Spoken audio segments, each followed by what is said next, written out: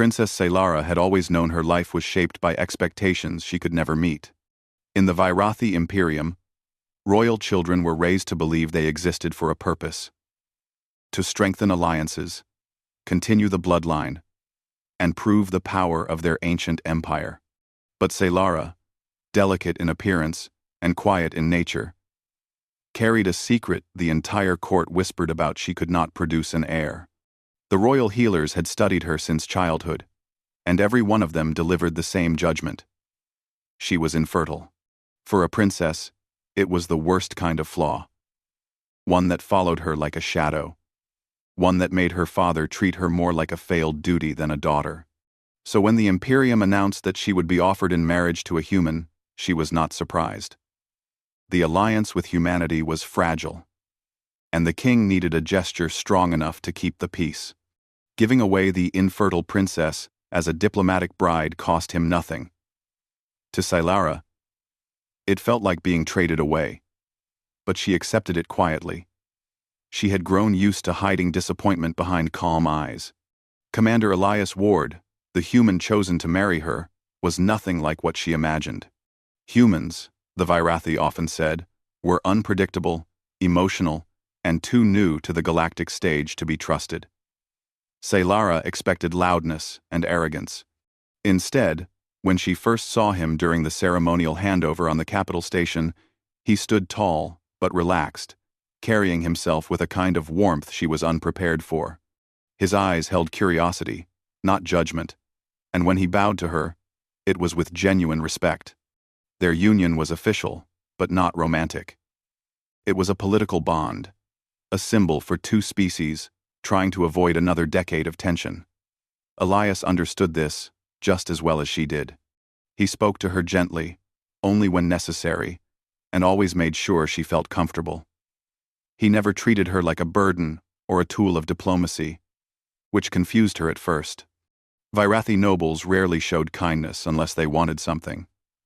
Elias simply offered it naturally, without expecting anything in return. Saylara moved to the human embassy ship that would take her to Earth, where she and Elias would live for the first months of their arranged partnership. The ship was simple compared to the luxurious Vairathi vessels she grew up on.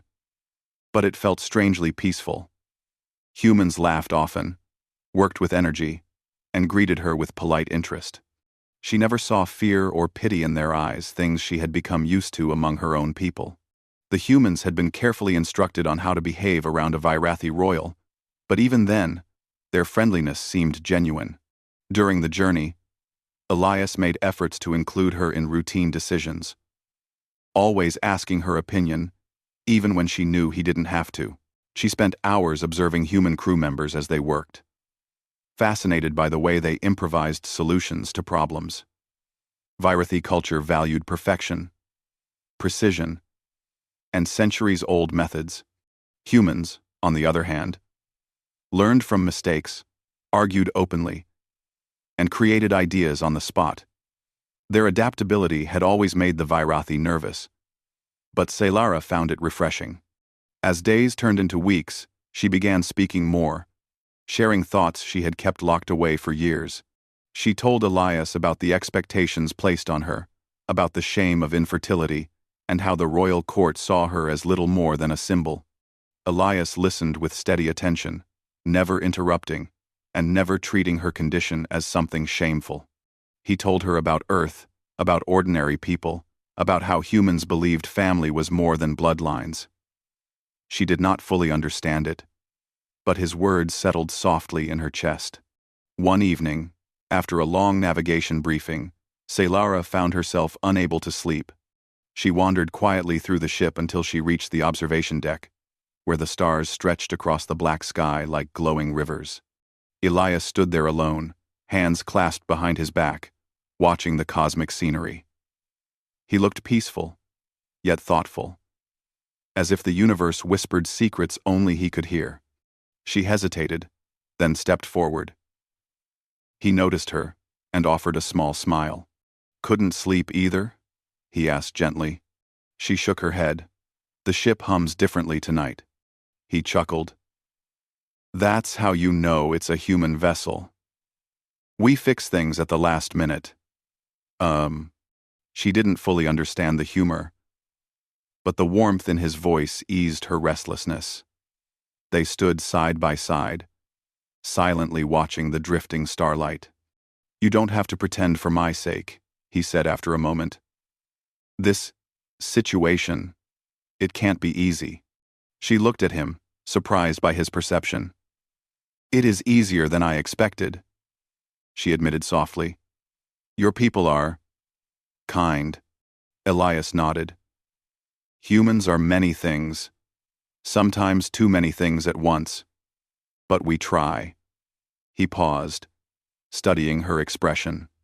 "If you ever feel uncomfortable, or if you wish to make changes to your living space, just tell me. This is your home now too." His sincerity startled her. In the Imperium, she had always been grateful for the smallest scraps of kindness. Here, kindness was simply offered. No conditions, no judgment. In the following weeks, she grew more comfortable. She joined the crew for meals, watched them argue playfully over card games, and learned to enjoy small jokes even when she didn't fully understand them. Her quiet presence became familiar to the humans, and they treated her like part of the team rather than a fragile ornament. She found herself smiling more, speaking more, living more. Elias noticed the change, but he never commented on it directly. He simply encouraged her involvement, always making space for her thoughts. Their bond deepened, not as husband and wife, but as two people learning to trust one another. Yet even with the growing peace around her, Selara could not fully silence the fear inside. She knew her father did not see her current life as anything more than a political arrangement. She knew the Imperium watched her every move, and she knew that no matter how comfortable she felt among humans, she was still a piece on the galactic chessboard. Still, for the first time in her life, she felt something she had never dared hope for. She felt seen, and as the ship neared Earth, carrying her toward a future she could barely imagine, Selara wondered if perhaps, just perhaps, her life was about to change in ways no one expected. Selara had expected her new life on Earth to be strange, but she had not expected it to feel peaceful. The human embassy settlement was small, surrounded by tall green trees and clear skies unlike the metallic world of her home. Everything felt alive here. People walked freely, children played in the open, and even the wind seemed to carry warmth. She had been raised in marble halls and silent corridors. Earth felt almost unreal in comparison. Elias gave her space to adjust. He rarely commanded her to do anything, even though technically, he was responsible for her. Instead, he showed her around personally, introducing her to every staff member, from security officers to gardeners. Each person greeted her respectfully, but without fear. Their eyes did not look at her with pity or judgment or whispers of infertile princess. They looked at her like she was simply a person. For Selara, this alone felt like a rare gift. Days passed gently. She learned how humans cooked, how they worked, how they joked loudly during dinner, and how they solved problems together. She tried simple Earth foods and found them surprisingly pleasant. She even learned to enjoy watching sunrise through her window each morning. But her peaceful routine shattered one evening during a diplomatic gathering at the embassy. Selara had been talking quietly with a human scientist about Virathi star maps, when suddenly her vision blurred. A sharp pressure built in her chest. The room spun. She reached for the table, but her fingers lost strength. Just before her knees gave out, Elias appeared, steadying her with strong hands. "Selara. Hey, stay with me. You're pale," he said urgently. Her breath felt trapped, her body trembling. People gathered around, voices rising in concern. The embassy doctor rushed forward, scanning her with a portable medical device. "We need to get her to the infirmary. Now." Elias lifted her without hesitation, carrying her through the corridor. She felt small in his arms, fragile, but strangely safe. The lights above blurred into streaks. She tried to speak, tried to say she was fine, but her voice failed. In the infirmary, the medical team moved quickly, attaching monitors and scanning equipment. Elias stayed nearby, refusing to leave even when doctors told him they needed space.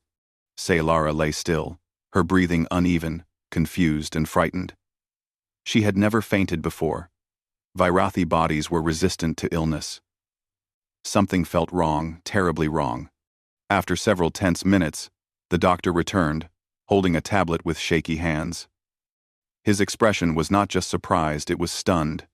"Commander, you need to hear this," he said. Elias stepped closer. "What is it?" The doctor hesitated, glancing at Saylara.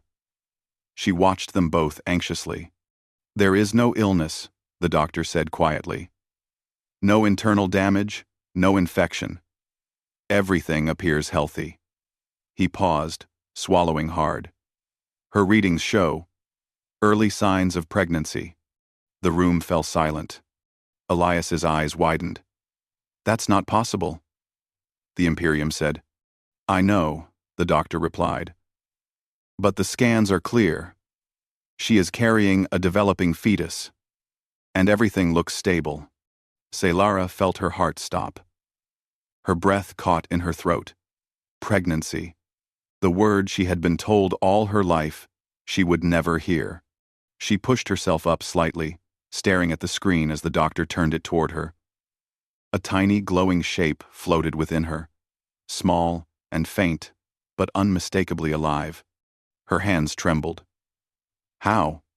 "We'll run more tests to confirm, but I have no doubt," the doctor said gently. "You are expecting a child."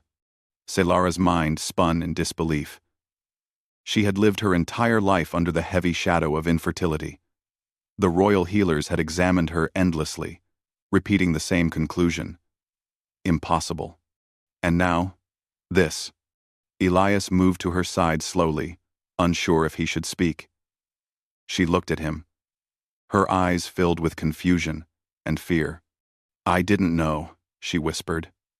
"I truly didn't know." "I believe you," he said immediately. His quick response loosened the tension in her chest. But fear still lingered. If she was pregnant, then the Imperium would react. The political consequences would be immense.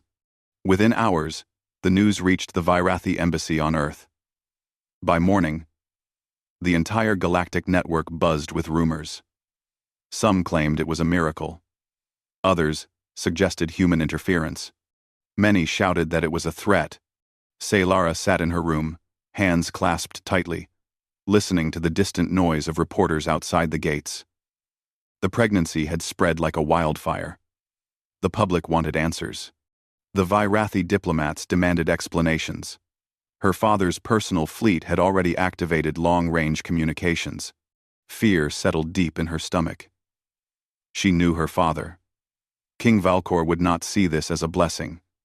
He would see it as a scandal, a danger, or perhaps even a betrayal. The thought twisted painfully inside her. Elias knocked softly on her door before entering. He carried 2 cups of warm herbal tea, one of which he set gently in front of her. "I know you're overwhelmed," he said quietly. "Anyone would be." She looked up at him. "My father will be angry." "Maybe," Elias admitted, sitting down across from her. His words felt unreal, but comforting. Saylara touched her stomach lightly, still unable to believe something lived inside her. "Human doctors say I am healthy?" she asked softly. "Yes, completely." Elias leaned forward. "And the child is healthy too. They're not in danger." Something warm spread through her chest. Relief. Maybe even a fragile happiness. The idea of becoming a mother, something once impossible, felt both frightening and miraculous. But her moment of calm ended when the comm screen on the wall activated suddenly. A Virathi crest appeared. Saylara's stomach tightened. Her father was calling. She stood stiffly, her hands cold. Elias stayed beside her, silent, but steady. When the screen opened, King Velkor's stern face filled the room. His golden eyes burned with intensity. "Saylara," he said sharply. Her throat tightened. "Yes, father." For a long moment, he said nothing. Then his expression twisted not with joy, not even shock, but with fury. "Bring the child to the Imperium at once," he ordered. "We must investigate how this happened." Elias stepped forward instantly. "With respect, Your Majesty, she is under human protection, and the child is as well." The king's glare sharpened. "Human, do not interfere. This concerns the Virathi royal bloodline. It concerns my daughter." "It concerns her choices," Elias replied firmly. "Not yours alone." Saylara's heart pounded. She had never seen anyone speak to her father like that. Not even high-ranking nobles dared. Her father's voice grew cold. "Saylara, prepare to return home. Immediately."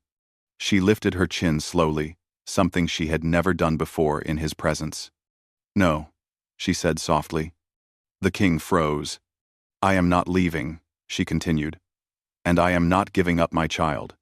Elias stood quietly beside her, offering silent strength. The king's fury cracked across the screen. "You defy me?" "For the first time," she whispered. "I must." The screen cut off abruptly. Saylara sank into her seat, trembling. Elias placed a steady hand on her shoulder. "You weren't alone," he said. She realized something then, something powerful. For the first time in her life, she had chosen her own future. Tension spread through the embassy like a silent storm. After Saylara's refusal to return to her father, every human guard doubled their patrol routes. Communication lines buzzed with warnings. The Virathi Imperium had not declared war, but the threat hung in the air like an invisible blade. Everyone knew the king's anger would not fade quietly. Saylara spent the night awake, sitting by her window and watching the stars. Her stomach churned with fear and uncertainty, yet she kept her hand resting gently over the small life inside her. The idea of a child her child felt impossible and overwhelming, but she refused the idea of giving them up. She had been treated like a symbol her entire life. This time, she wanted to protect something on her own terms. In the early morning, Elias knocked softly on her door. "You haven't slept," he said as he stepped inside. There was worry in his voice, but not judgment. "I was thinking," she replied, turning to him. "My father will not accept this. He believes everything in the royal family belongs to him." Elias sighed heavily and sat beside her. "We've received a report. The Virathi king has deployed a diplomatic fleet. They say it's only for talks, but no one believes that." Saylara's heart tightened. "He wants to take me by force." "We won't let that happen," Elias said firmly. "Earth's leaders stand with you.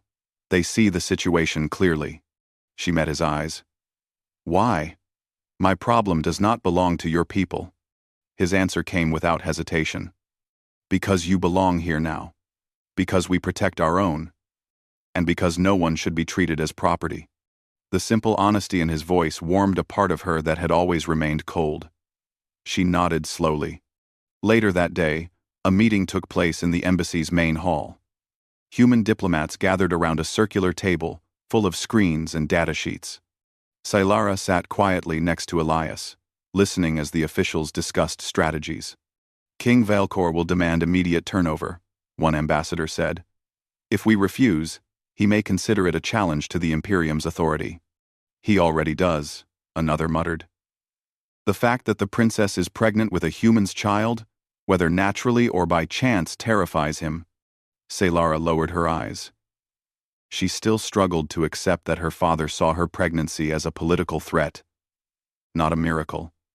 But she had lived her entire life under his cold logic. She knew better than to expect compassion from him. A diplomat turned toward her gently. "Princess, do you feel unsafe returning home?" She answered without hesitation. "Yes." Her voice shook, but the truth was clear.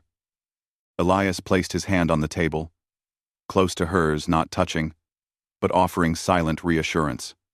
She felt steadier because of it. Then, we will continue to offer you sanctuary, the diplomat said firmly. Selara breathed out slowly. Even though fear still clung to her, she felt supported in a way she never knew before. But safety did not last long. 2 days later, Earth's early warning satellites detected an approaching Virathi fleet. It was large, far too large for standard diplomacy. When the alert sounded through the embassy, Selara felt her heart freeze. Elias rushed into her room. "We need to move you to the secure wing. The fleet will reach orbit within hours." She stood immediately, but her legs trembled. Fear threatened to overwhelm her, but she forced herself to breathe steadily. Elias guided her quickly through the halls, past guards preparing emergency barriers, past diplomats barking orders into comms. "The Imperium sends a message," a guard relayed. "They request an immediate audience with Princess Selara." "Alone?" "No," Elias said at once. "That is not happening." Selara placed a hand on his arm. "He wants to take me quietly, without witnesses." "Exactly," Elias replied. They reached the secure wing, reinforced walls, protected by multiple guard lines. Only a few people had access to it. It was not luxurious, but safe. Selara stood by the window, while Elias contacted Earth's command center. She watched as Virathi ships appeared in the sky, dark shapes glowing with blue energy. They looked cold and powerful, just like the empire she had grown up in. A long silence followed the connection. Then, Elias spoke carefully. "Princess, the king himself is leading the fleet." Selara felt a cold shock run through her. "That's what makes this dangerous," Elias said. "He isn't thinking as a diplomat. He's thinking as a ruler who believes something has been stolen from him." Her chest tightened painfully. She had spent her entire life wanting just a little approval from her father. Now, he saw her only as an asset someone else had taken. Suddenly, an incoming message lit up the screen. "It's him," Elias said quietly. The screen opened, revealing King Veilcor clad in regal armor, his expression cold as deep space. "Selara," he said sharply. "I will speak only to you." "I am listening," she answered, though her voice shook. "You have endangered our dynasty. You have broken ancient laws. You have shamed your bloodline with this human entanglement." His voice dripped with disdain. Selara flinched. Elias clenched his jaw but stayed silent. "You will board my ship immediately," her father ordered. "We will correct this situation before the galaxy witnesses more humiliation." Selara lifted her chin. "I won't go." His eyes narrowed. "You are my daughter. And I am a person," she whispered. "Not an object you can control." A sudden anger flashed across the king's face. "You will obey me. That child belongs to the royal bloodline." Elias stepped forward. "No, the child belongs to Selara. Not you." The king glared at him with open contempt. "Human, you overestimate your importance. If you stand in my way, you will be destroyed along with your fragile planet." "That threat won't work here," Elias replied coolly. "Humans don't surrender because of fear." Her father's voice grew sharp as a blade. "Selara, choose. Your family, or these unpredictable creatures." Selara closed her eyes briefly. She thought of her childhood lonely halls, harsh expectations, silent dinners. Then she thought of earth-warm voices, gentle mornings, people who saw her as more than a royal title. When she opened her eyes, her decision was clear. "I choose myself," she said. "And I choose my child." Elias's breath caught softly. The king froze. "You disappoint me," her father said coldly. "But I will take what is mine, with or without your cooperation." The screen cut off. Selara's hands shook violently. She felt Elias step closer. "You made the brave choice," he said quietly. "And now, we protect you." She looked up at him, fear and determination mixing in her eyes. "He will come. Then we'll be ready, Elias said. Humans don't give up easily. For the first time in her life, Saylara believed that. The air inside the secure wing felt heavy, as if the walls themselves understood the danger closing in. Saylara stood quietly beside Elias while the embassy buzzed with rapid commands and rushing footsteps. Outside, the Virathi fleet loomed in Earth's orbit, like giant shadows waiting to strike. Every human knew the next hours would decide everything. Saylara's heart beat fast, but she tried to stay calm. She was not alone. She repeated that thought again and again, letting it anchor her. Humans had shown her a new kind of strength, one built on unity, not fear. Still, her father's last words echoed in her ears. He was determined, and when King Vialcor wanted something, he always found a way to get it. Elias came back from a strategy meeting, his expression serious, but steady. The Virathi fleet is deploying shuttle units, he said. They're scanning for weak spots in our defenses. Saylara swallowed hard. He wants to take me before Earth can respond fully. Bun. Exactly, Elias said. But we're putting up barriers, and Earth's leaders are sending reinforcements. She nodded slowly, though her hands trembled. He won't stop.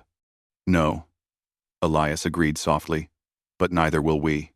For several minutes, silence filled the room. Saylara walked to the small window and looked at the sky. She could see the faint glow of ships in orbit, cold lights drifting like predators. A distant rumbling sound came from outside, signaling that human aircraft had launched to form a protective shield around the embassy. She pressed a hand over her stomach gently. She didn't know what kind of world her child would grow up in, but she knew she wanted them to feel safe. For the first time in her life, she was willing to fight for something of her own. A soft chime sounded from the wall monitor. An incoming message. Elias walked quickly to accept it. A human general appeared on the screen. Commander Ward, we've intercepted communications, the general said. There's unrest inside the Virathi fleet. Not everyone supports the king's action. Saylara's eyes widened. Unrest? Yes, princess, the general said respectfully. Some Virathi officers think the king is acting out of pride, not reason. They're debating whether this mission breaks their own moral code. Saylara felt a strange mix of hope and fear. Her people were loyal to the Imperium, but even loyalty had limits. For generations, the Virathi had followed strict rules about political intervention. The king's decision to forcefully take her back was controversial. Do you know who leads the opposition? She asked. The general nodded. A Virathi commander named Arkan Sol. He has a reputation for challenging unfair orders. Saylara remembered hearing the name before, one of the few military leaders respected by both strict and moderate factions. If he disagreed with the king, then perhaps the situation was not hopeless. But before she could think further, an alarm sounded loudly through the embassy. Elias checked the nearest console. Shuttle incoming. Not human. Saylara's breath caught. The building shook slightly as the shuttle forced a landing just outside the perimeter. Security cameras showed a sleek Virathi craft opening its ramp. Several armored soldiers stepped out, but they did not move toward the embassy. Instead, they stood in place. Elias frowned. They're not attacking. A moment later, another message appeared on the screen. It was a Virathi code. Saylara stepped forward and translated it quickly. It's from Commander Arkan Sol, she said, surprised. He requests a peaceful meeting. Elias looked troubled. Are you sure it's safe? No, she replied honestly. But if he came against the king's orders, he must have a reason. The embassy staff argued for several minutes. Some insisted it was a trap. Others believed it could be their only chance to stop the king without open conflict. Finally, Elias turned to Saylara. It's your decision, he said. I won't force it. Saylara took a deep breath. Her father ruled with fear. If she wanted a different future, she had to act differently. She straightened her posture. "I will meet him," she said. Within minutes, a secure room was prepared. Human guards stood along the walls. Saylara waited with calm breathing until the door opened and Commander Arkansol stepped inside. He was tall, with dark silver eyes and sharp markings along his skin, signs of high rank. He bowed respectfully. "Princess Saylara," he said, "I come without hostility."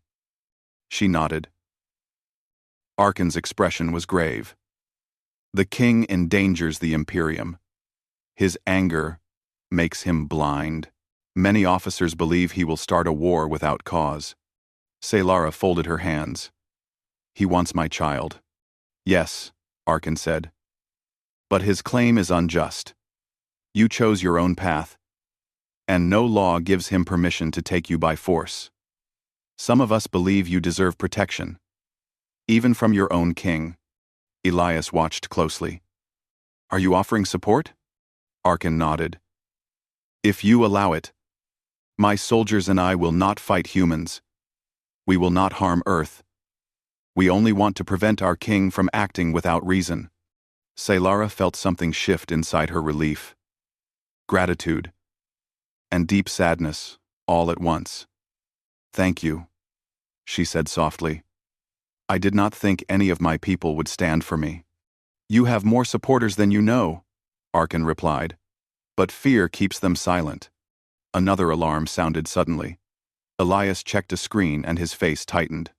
"The King's elite squad has launched a drop team," he said. "They're heading straight for the embassy." Arkan's expression hardened. "He is moving too fast. He wants to take you before diplomacy can stop him." Saylara's heart raced. Elias turned to her. "We need to move you to the deepest shelter. Now." But Arkan raised a hand. "There is another option. If you come with me, my ship can remove you from the battlefield. We can meet with other Virathi officers and challenge the king's decision legally." Saylara hesitated. Elias stepped closer, lowering his voice. "You don't have to decide right now," he said. "You're safe with us." She looked at him, then at Arkan. One represented her past. The other represented her present. But the decision she made would shape her future and her child's. The building shook again. Dropships were closer. Saylara drew a deep breath. "I will not run," she said firmly. "This is my home now, and I won't leave the people who protected me." Elias exhaled with relief. Arkan bowed slightly in respect. "Then I will defend this place with you," he said. Outside, the Virathi drop team descended like falling stars.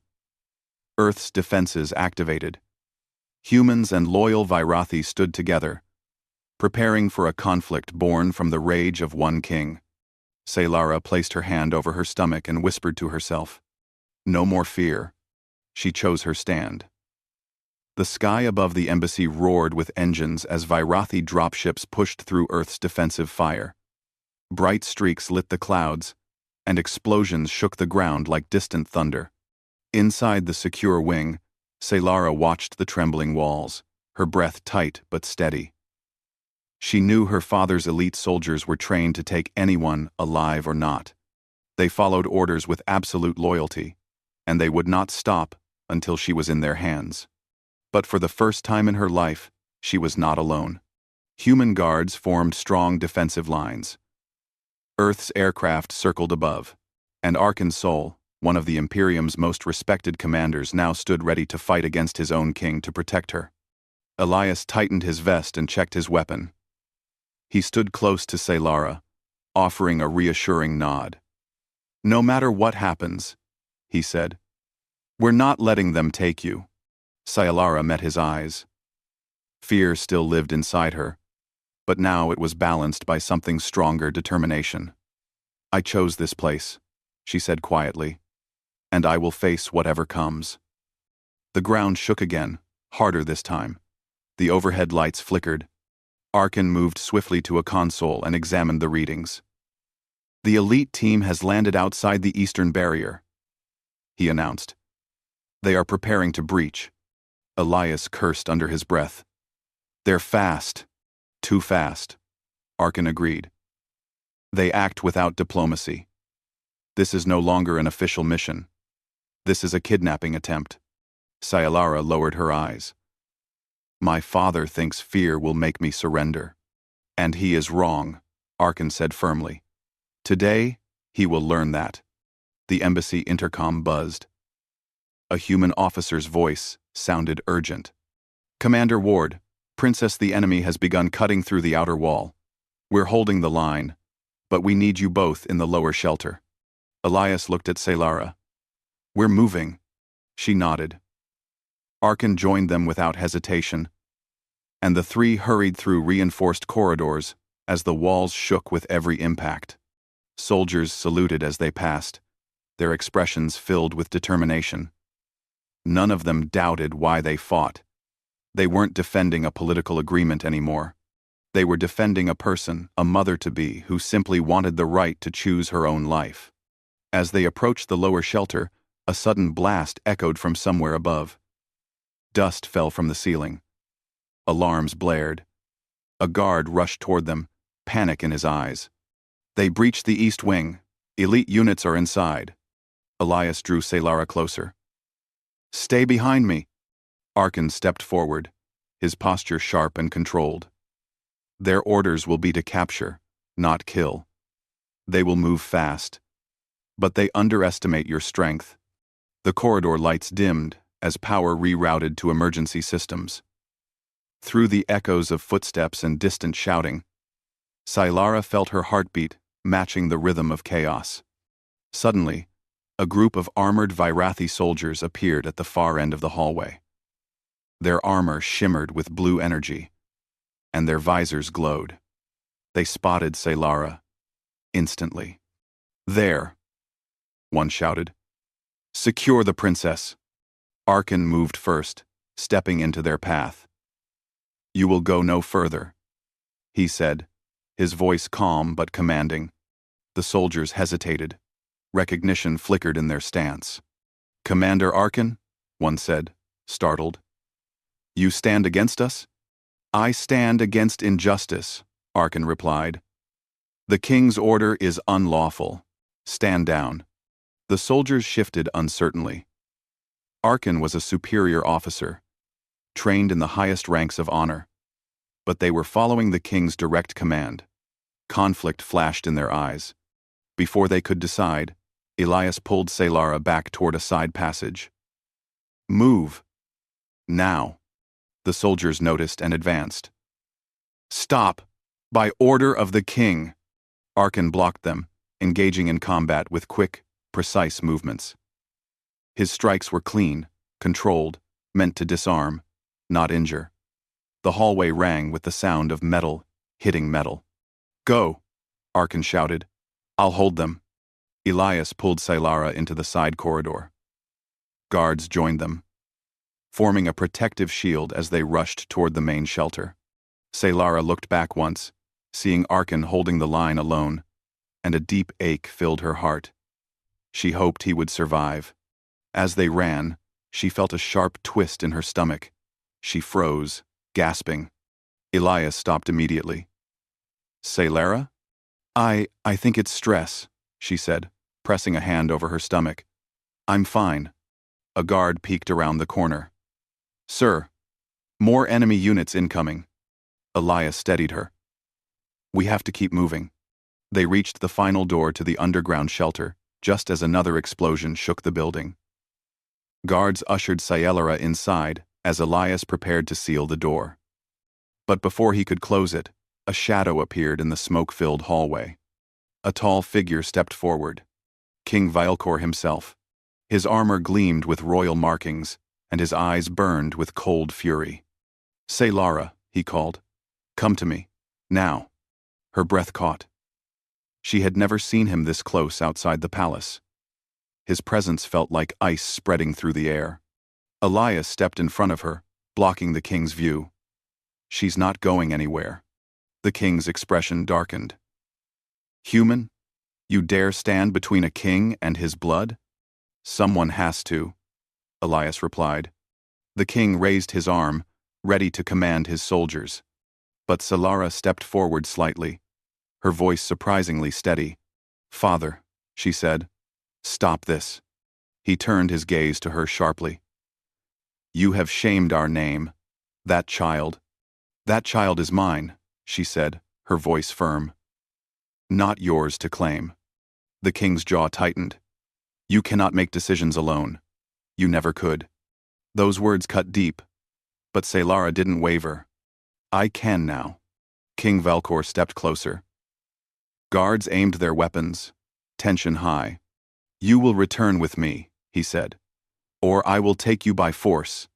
At that moment, a sudden sound echoed behind him, clashing armor. Arkan appeared, bruised but standing strong. Several elite soldiers followed behind him, but instead of attacking, they lowered their weapons. Arkan spoke loudly, his voice echoing through the corridor. Your Majesty, this mission violates the principles of our code. You act out of anger, not wisdom. Many of us will no longer follow such orders. The king looked at him, stunned. You betray me? Arkan shook his head. I uphold honor. Something you have forgotten. More Vairathi soldiers entered the hall, some from the king's faction, some from Arkan's. Confusion spread among them. They whispered, unsure who was truly right. Elias stepped forward. There is still a chance to end this without violence. When Sanses, when, Solara walked to his side. Father, please. I am not your possession. I am your daughter, and I deserve to choose my own life. The king stared at her for a long time. His anger slowly faded into something more complicated: hurt, pride, disbelief, and the weight of losing control. He finally lowered his arm. Silence followed. Then, with a heavy breath, he said, If this is your decision, I cannot force you. The soldiers slowly stood down. Arkan bowed his head. Elias exhaled a long breath of relief. Solara felt tears forming, not of fear, but of release. For the first time, her father acknowledged her choice. He turned away, signaling his soldiers to retreat. I will return to the Imperium, he said quietly. May your path be your own. The Vairathi troops withdrew. The dropships lifted into the sky, leaving Earth's air filled with quiet smoke and fading echoes. When the silence finally settled, Elias turned to Solara. It's over, he said softly.